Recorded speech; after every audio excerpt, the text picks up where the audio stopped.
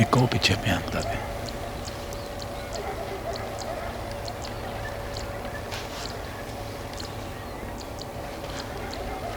निशान भी अंदर बंदे भी है।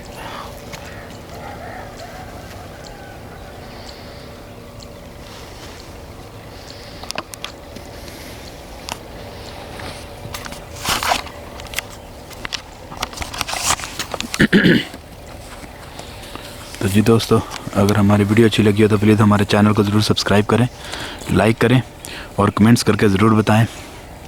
इसकी आवाज़ बहुत प्यारी थी।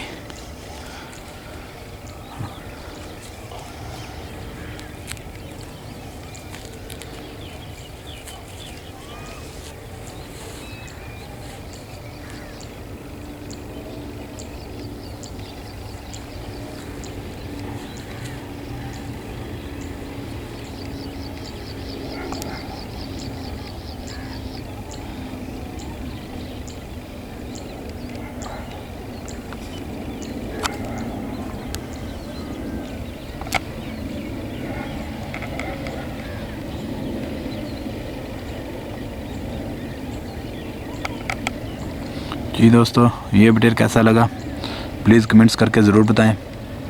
वीडियो अच्छी लगे तो प्लीज़ हमारे चैनल को ज़रूर सब्सक्राइब करें, लाइक करें और कमेंट्स करें।